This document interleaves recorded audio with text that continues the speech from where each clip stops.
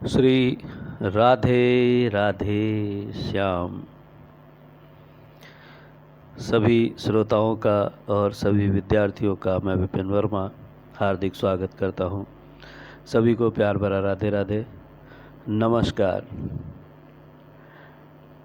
पिछली जो बात जहां पर विराम ली थी, वास्तु सब्जेक्ट का जो भाग जहाँ से रुके थे हम अगले एपिसोड के लिए, तो अगले एपिसोड में आ गए हैं। और पिछले वाले भाग में जो बात हुई थी उसमें हुआ था, पहली हेडिंग थी एक सेकंड लास्ट हेडिंग थी भौगोलिक दिशा सूचक यंत्र या प्राकृतिक यंत्र और विदिशा भूखंड। अब इसके आगे की बात करेंगे और दिशाएं हम पर क्या कैसे असर डालती हैं और इसमें से हमें क्यों बार बार कहा जाता है कि हम पूर्व दिशा की ओर बैठ के जितने भी क्रियाकलाप हैं, पूजा के विधान हैं, जितने भी संस्कार हैं, घर से निकलने पर पहला कदम किस दिशा में रखें, किस दिशा में उठें तो उठते ही बिस्तर छोड़ने के समय पर ज़मीन में पहला कदम किस दिशा में रखें, ये सब चीज़ें जो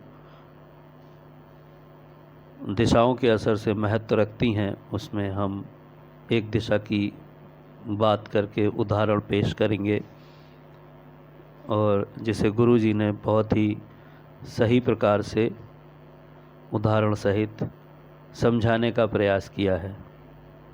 तो चलते हैं, आप लोग भी साथ रहिए। गुरुदेव की लेखनी से समझते हैं वास्तु में दिशाएं अपना क्या असर रखती हैं। तो पहली हेडिंग, उसी क्रम में अगली हेडिंग पर आज की पहली हेडिंग के रूप में लेके चलेंगे। आप लिखेंगे, हेडिंग में लिखिए पूर्व दिशा का महत्व। आज के नवयुग में आदिवासी जनजातियों का जीवन जीने के नियम अपने ही प्रकार के होते हैं। एक जनजाति जो सैकड़ों हजारों वर्षों से जंगलों में निवास करती है, वह जंगली जीवन जीते हैं। फिर भी उनमें काफ़ी परिवर्तन आ चुका है। जैसा जीवन वो आज से एक दशक पहले जिन संसाधनों के साथ जी रहे थे, आज वो एक दशक बाद कुछ नए प्रयोगों को, नई चीज़ों को, नए तौर तरीक़ों को अपना चुके हैं। तमाम आदिवासी जातियों को भगवान श्री राम ने शुरुआती जीवन जीने की शिक्षा देने के साथ ही उनको अलग अलग विषयों का ज्ञान भी दिया। उन्होंने सिर्फ जीवन एक राजा की तरह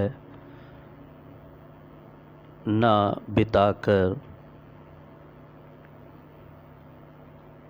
समाज सुधारक बनना ज़्यादा हितकर समझा। श्री राम राजा बनते तो राजा ही रहते। भगवान श्री राम ने माता कैकेयी से वरदान के बाद जो वनवास मिला उसको अपनी माता से, माँ कौशल्या से ये कहते हुए खुशी से बताया कि माता कैकेयी और पिताजी ने मुझे वन में वास करते हुए वहाँ का राज्य और उसका राजा घोषित किया है।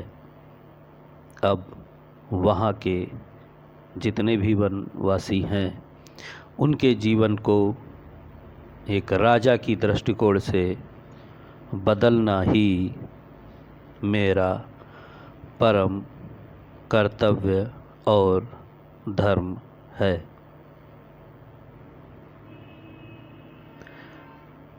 उन्हीं तमाम आदिवासियों की एक जाति जिसे बैगा जाति नाम से जाना पहचाना जाता है। यह जाति मुख्यतः अपने सभी निवास स्थान पूर्व दिशा की ओर ही निर्माण करते हैं। जब इनको आदिवासी माना गया तो ये भी सोचने व समझने की बात है कि इनको दिशाओं का ज्ञान किसने और कब दिया। अब समझिए, ये जनजाति विशेष कारण से पूर्व दिशा की ओर ही निर्माण करते हैं। प्रायः ये पूर्व दिशा की ओर निकास प्रवेश द्वार ब्रैकेट में लिखिए वाले घरों में निवास करते हैं और भगवान सूर्य देवता को ही अपना ईष्ट मानते हैं। अगली हेडिंग उदाहरण पर पहली हेडिंग का ब्रीफिंग। पूर्व दिशा का महत्व। वैसे तो वास्तुशास्त्र में सभी दिशाओं को अपना स्थान और उनका एट्रीब्यूट दिया गया है। सभी दिशाओं की ऊर्जा का मापन करने के पश्चात हम ये समझ पाए हैं कि कौन सी दिशा हमें क्या देती है। ईस्ट साउथ ईस्ट हमें मंथन देती है तो उसी के बाद साउथ ईस्ट दिशा हमें धन प्रदान करती है। मंथन के बाद धन ये वैसे ही होता है जैसे हम जब दही को मिलोते हैं तो मक्खन निकलता है। आज के नवयुग में आदिवासी जनजातियों का जीवन जीने के नियम अपने ही प्रकार के होते हैं। एक जनजाति जो सैकड़ों हजारों वर्षों से जंगलों में निवास करती है, वह जंगली जीवन जीते हैं, फिर भी उनमें काफ़ी परिवर्तन आ चुका है। एक लंबे समय पहले जिस प्रकार से वो रहते थे, आज वो नए तौर तरीके सीख गए हैं। समुद्र में एक टापू पर ये परीक्षण किया गया विशेषज्ञों द्वारा कि उस टापू पर बहुत सारे बंदर थे और उनके खाने के लिए वहाँ पर फल भी थे। परीक्षण के दौरान वहाँ पर हवाई मार्ग द्वारा सेब गिराए गए। वहाँ के बंदरों ने उन सेब को शुरू में खाना शुरू किया और बाद में छोड़ दिया। वहाँ के बंदरों ने ये नहीं जान पाया कि क्या ऐसी भी कोई युक्ति है जिसको अपनाकर वो इन सेब को खा पाए। वहीं दूसरी तरफ एक और टापू था जिस पर भी वहाँ के बंदर निवास करते थे। वहाँ के बंदरों ने एक दूसरे को देखकर और क्रिया करते हुए ये समझा कि यदि ऊपर से सेब नीचे आकर गिरे तो उसे तुरंत उठाकर नहीं खाना है।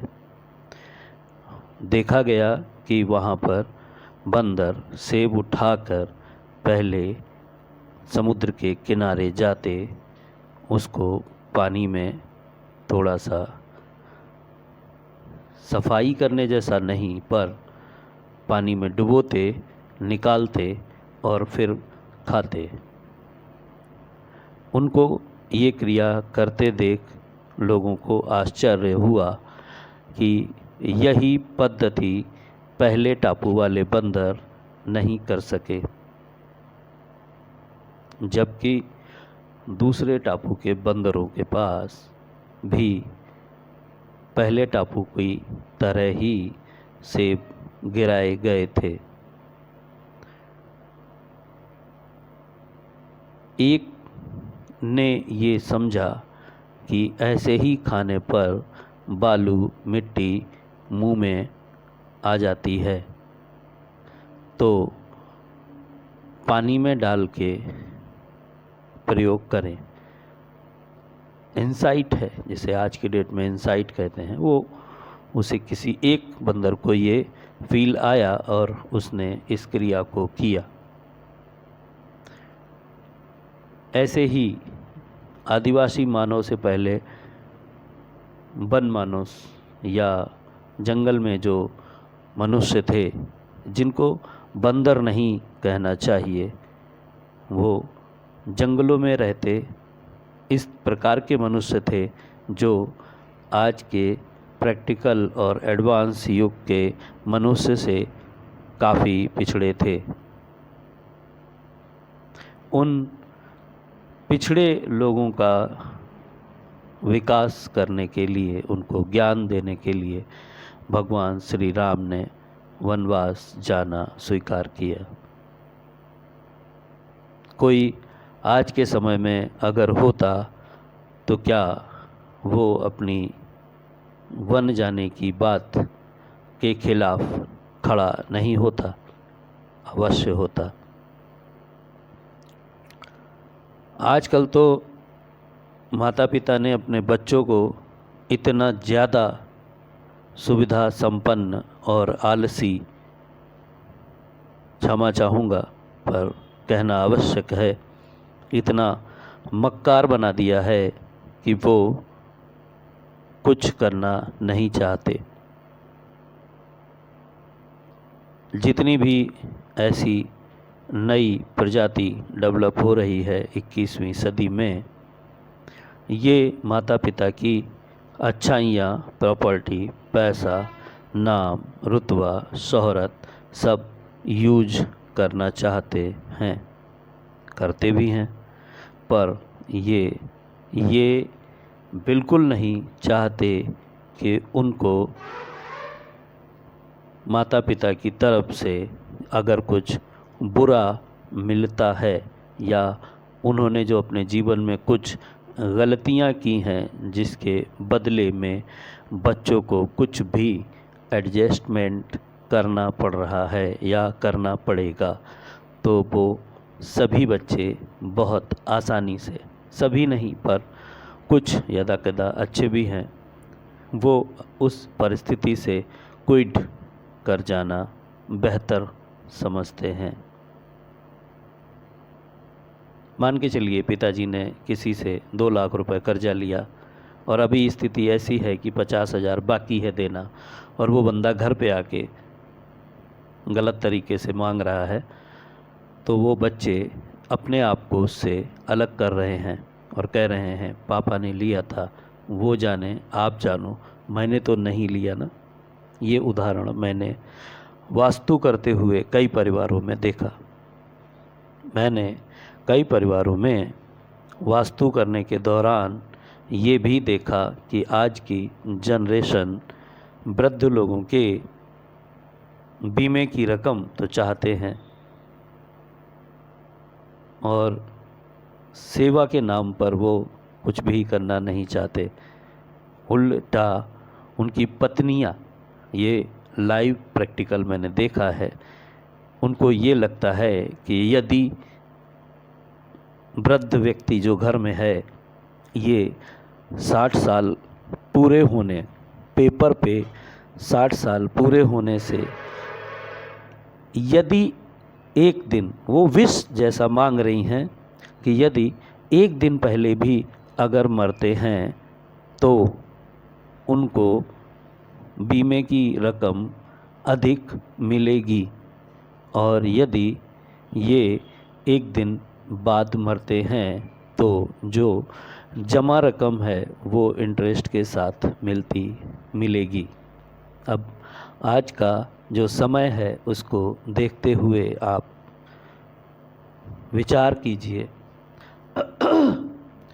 एक लड़का जिसको राजा बनने की सभी की डिमांड थी कि वो उस सभी की डिमांड पर राजा बने और राज्य चलाए, घोषित हो गया था कि प्रभु राम को अगले दिन राज सिंहासन पर बिठाया जाएगा और उनका राज्याभिषेक होगा और वो राजा बनकर राज्य चलाएंगे। पर वहीं अगली सुबह उनको, शाम को ये पता चला कि अगली सुबह उनको 14 वर्षों के लिए वन जाना है। पहले के संस्कार और आज के मॉडर्न युग के संस्कारों में इतना अंतर अभी मुझे देखने को मिल रहा है।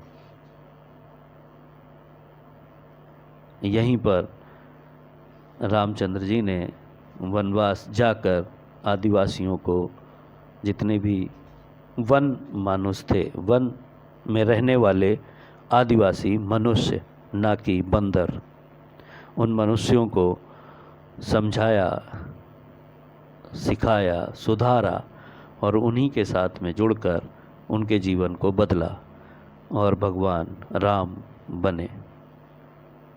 फिर जो भी कांड हुआ उसमें उन सभी वन में रहने वाले मनुष्यों ने भगवान राम का उनके जीवन में साथ दिया और रावण को मारकर सीता जी को लेकर प्रभु राम अयोध्या वापस आए। उन्हीं सभी तमाम आदिवासी जातियों में से एक जाति पर जब परीक्षण किया गया, उनको पास से जाकर देखा गया, समझा गया, जाना गया, तो समझ में आया कि वो जिस प्रकार की रहने की पद्धति, मकान बनाने की पद्धति अपना रहे हैं या अपनाए हुए हैं पहले से, वो जाति है बैगा जाति। और उनके सभी घरों को जब देखा गया, थोड़ा विशेष तौर से देखा गया, तो समझ में आया कि उन सभी के जो मुख्य द्वार हैं वो पूरब दिशा की ओर हैं। भगवान राम ने इतना तो समझाया ही है कि मुझे भगवान ना मानो, मैं भी तुम्हारी तरह हूँ, पर सूर्य देवता आपके भगवान अवश्य हैं। प्रायः यह पूर्व दिशा की ओर निकास वाले घरों में निवास करते हैं और भगवान सूर्य देवता को ही अपना इष्ट मानते हैं। भगवान राम ने कभी ऐसा नहीं कहा कि श्रीलंका हमारी हो गई। उन्होंने विभीषण को वहाँ पर राजा बनाया और सभी आदिवासी जातियों का जो उत्थान किया, उनको जो नवीनीकरण दिया, जीवन में जो उनके सुधार किया, वो वहाँ के लोगों को ही वहाँ का प्रमुख बनाकर वापस आए। तो बैगा जाति के बारे में आप गूगल पे और ज़्यादा जानकारी पा सकते हैं कि ये कहाँ पर है, किस प्रांत में है, किस खंड में है, किस एरिया में है और अभी वहाँ का क्या है। तो ये एक विषय है आपके लिए जिस पे आप अधिक बात कर सकते हैं। उदाहरण में लिख लीजिए, बुरहानपुर खंडवा के आगे मध्य प्रदेश से मुंबई जाने वाले मार्ग पर मुसलमान संप्रदाय की एक मज़ार का निर्माण हुआ और तब के समय में उस मज़ार का मुख्य दरवाज़ा दक्षिण दिशा में बनाया गया था, जिसे काफ़ी वर्षों बाद बंद करके मज़ार के भवन में वास्तु अनुरूप तब्दीली की गई व दक्षिण दिशा के मार्ग को बंद कर पूर्व दिशा में एक नए मार्ग व नए दरवाज़े का निर्माण करवाया गया व इसी पूर्व दिशा के दरवाज़े को प्रवेश व निकास द्वार को स्थायी तौर पर अमल में, ब्रैकेट में लिखिए, प्रयोग में लाया जाने लगा। तो आपने यह भी उदाहरण में देखा कि भारतीय संस्कृति व वास्तु के नियम कितने प्रकार से अन्य धर्मों के लोगों को भी लाभान्वित करते हैं। यही एक उदाहरण सिर्फ नहीं है, आप भारत देश के बाहर भी दिशाओं के महत्व को सजीवता से कार्यान्वित होते देख पाएंगे।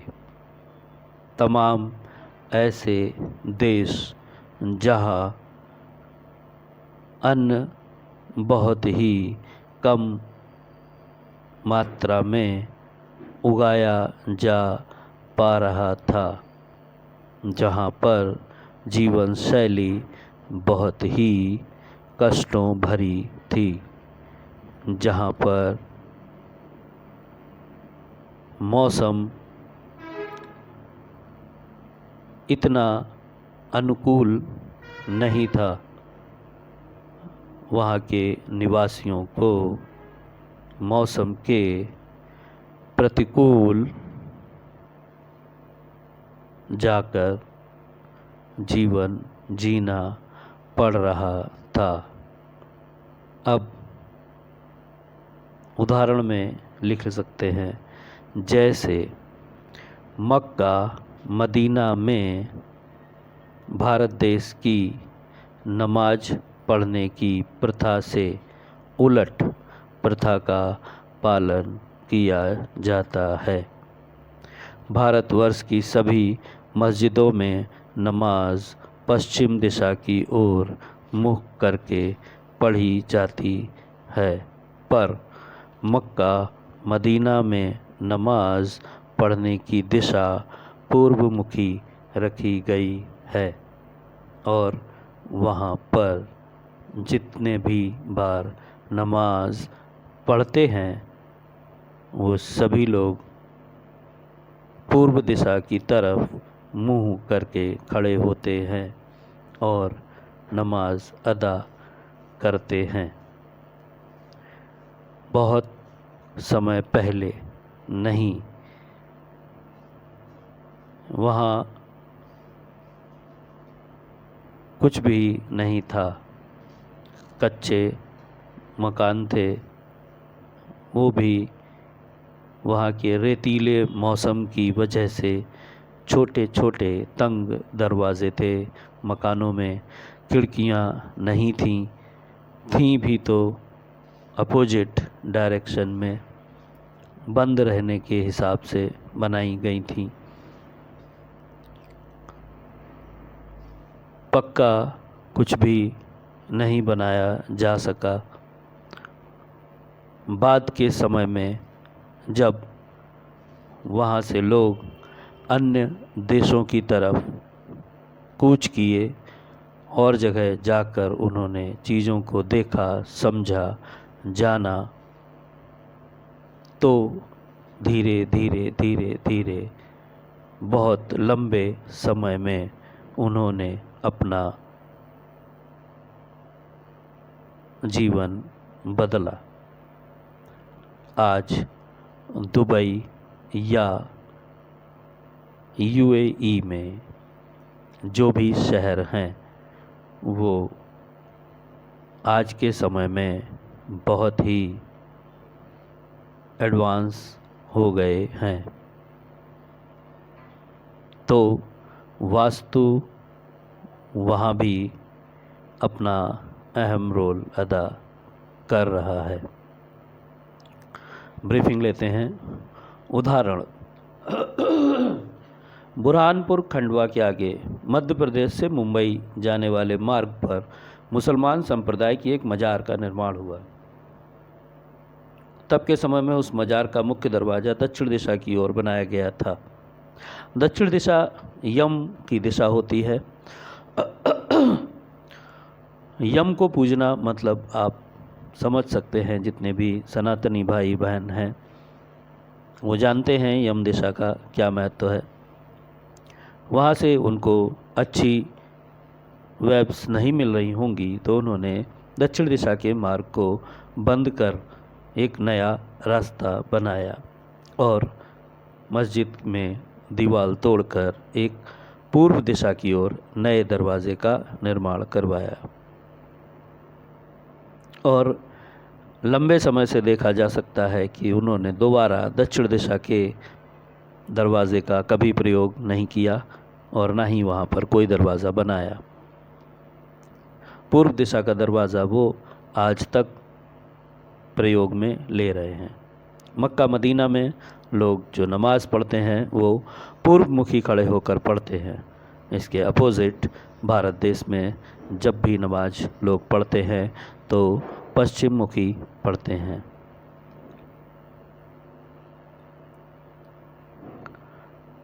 इतने सारे बड़े बड़े बदलाव, इतनी सारी चीज़ें हम वास्तु के द्वारा तब समझ पा रहे हैं जब हम इस वास्तु को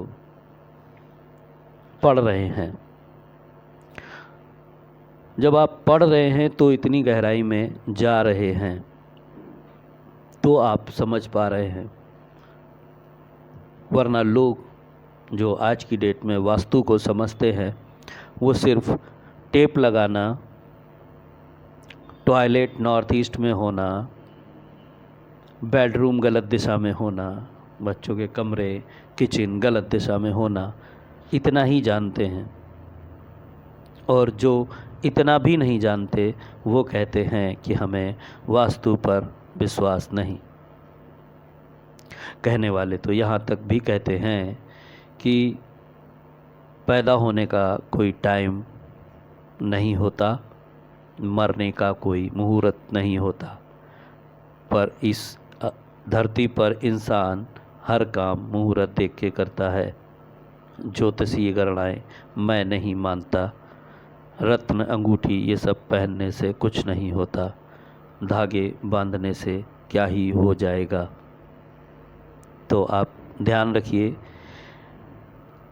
दूध देने वाले को घर घर जाकर अच्छा दूध देना पड़ता है और मदिरालय में लोग इकट्ठे होते हैं, मधुशाला उसे कहते हैं। ये तमाम बातें हैं जिनको अच्छी ना लगें उनसे मैं क्षमा प्रार्थी हूँ, और जो विषय से जुड़ के चल रहे हैं वो मैं जानता हूँ कि तर्कों में नहीं पड़ेंगे। ठीक है, तो इन्हीं तमाम बातों के साथ में जो आप सीख रहे हैं वो सीखते जाइए। उदाहरण तो समाज से ही लिए जाएंगे और जिनके बात खिलाफ होगी उन्हें अच्छी भी नहीं लगेगी, पर चूँकि आपको बुराइयों में से भी एक सही रास्ता अपने क्लाइंट को देना है, निकाल के उसको एक समाधान देना है, तो आपको यदि कमल बनना है, आपको अगर बेहतरीन खूबसूरती चाहिए कमल की तरह, तो आपको कीचड़ में उगना होगा। मोदी जी भी राजनीति के दलदल में उतर कर ही देश को बदल पा रहे हैं, वरना हमने पहले का समय भी देखा है। तो ऐसी कोई भी बात यहाँ नहीं बोलना चाहता जो मुद्दा बन जाए, पर हम सब्जेक्ट से नहीं भटकेंगे और अपने सनातन धर्म का पालन करते हुए वास्तु को सीखते रहेंगे और सीखते सीखते लोगों के जीवन को सुधारने का काम करेंगे। एस्ट्रो वास्तु शुभम के नाम से हमारी फर्म है लखनऊ में। जो भी लोग सुन रहे हैं उनको मैं दिसंबर का ऑफ़र देना चाहता हूँ। शनिवार और रविवार, प्रत्येक शनिवार और रविवार हमारे ऑफिस में निःशुल्क वास्तु समाधान चलाया जाता है, पहले से चल रहा है, लोग लाभान्वित हो रहे हैं। यदि आप भी चाहते हैं तो अपने घर का नक्शा लेकर ऑफिस आ सकते हैं शनिवार रविवार। जब भी आपको समय मिले आइए, वास्तु को प्रैक्टिकल करके देखते हैं, समझते हैं कि क्या वाकई में वास्तु हमारे जीवन में बदलाव लाता है। इसके अलावा के जितने भी दिन हैं बाकी के शनिवार इतवार को छोड़ के, उसमें शुल्क लागू रहेंगे। सीखते रहिए,